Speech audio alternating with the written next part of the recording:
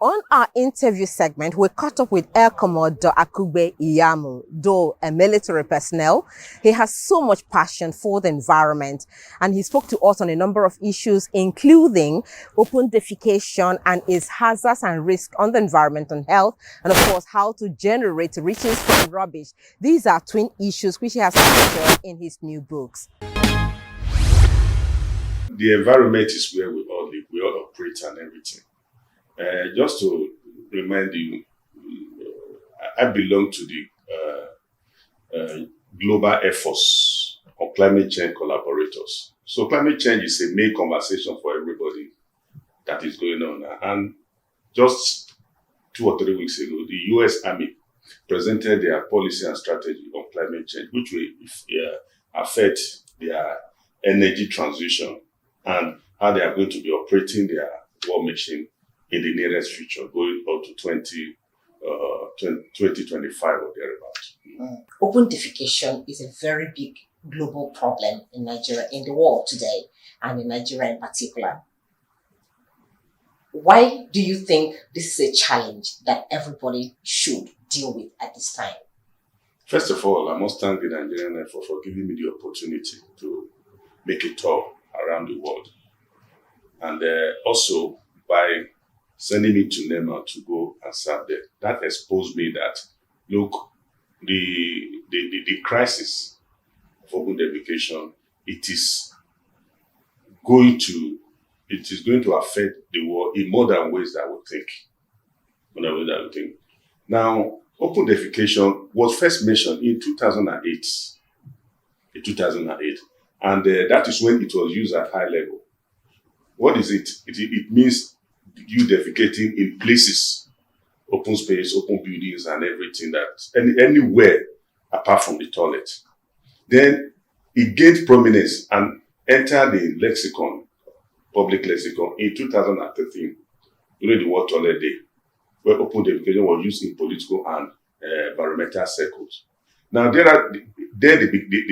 construed the JMP, the Joint Monitoring Program, which defined what open defecation is and what the various toilets can be. You understand? You have 2 types of what the toilet will be in terms. When I get the name, I'll let you know. So those ones, they call it civilized and uncivilized toilet. But now, anybody who is defecating, if you have where that the defecation is not on the outside, that means you are not assumed to be defecating openly. Do you understand what I'm saying? Then there are the other type, which you really have to construct toilets. For now, there are about almost 700 million people who are practicing open defecation. So it is a problem because of its health hazard, because of the financial consequence, because of anybody coming to any country, what is going to look at is your toilet. It's your first advertisement. Do you understand what I'm saying? It's your first advertisement. So they look at it, and it is a sign of poverty. Now, in Nigeria, for instance, you said it's a sign of poverty, and that makes it more worrisome because it is associated with poor people and rural communities, people who cannot afford a decent toilet system. But here we are, even in the Federal Capital Territory, places where you cannot consider as rural communities, even in universities where the school authorities have not provided facilities for students to use. You see students going behind classrooms to defecate in the open. What does this say about the country Nigeria? You see, like every other part, we have made a lot of significant effort. Like the executive order 009, which was signed a couple of years ago, that says that you must provide toilets in buildings and everything. That's on its way. Now, again, we have open defecation free in Nigeria. These are efforts, great effort in moving it forward. So, you look at it, open defecation has been with us since the 14th century. People, see, to get open defecation right, you must resolve the conflict between people and the environment, between people and poverty, between people and lack of civilization and everything. So it's a cultural thing. People still believe by now that if you defecate inside your house or toilets in your house, it brings bad luck and brings a whole lot of things. No, they are not looking at the germ aspect of it.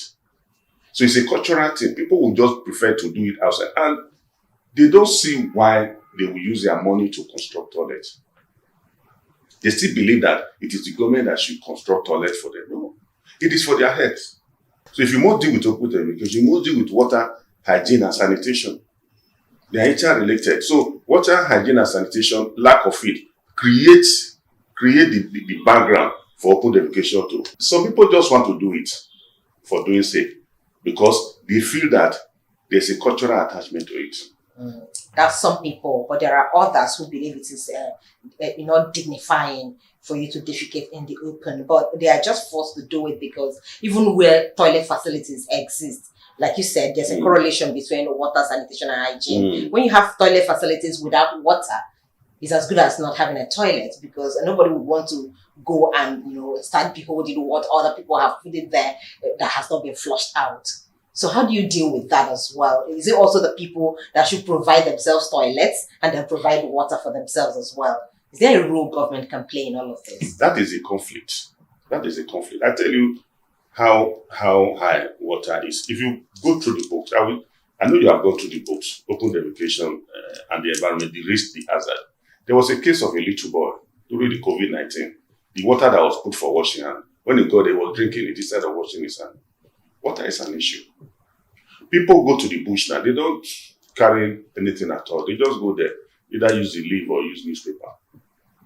Do you understand? So, that like John Elias said, look, we must first of like we did to latrines and all. He was former Secretary General of the Assistant Secretary General of the UN. We must also deal with open defecation like that. Consequences, that is water hygiene and sanitation, poor resulting in cholera. It's even killing more than HIV and AIDS now. See, the environment was created to regenerate itself. That is on the ground that we all will be reasonable. But since Industrial Revolution, we are not reasonable.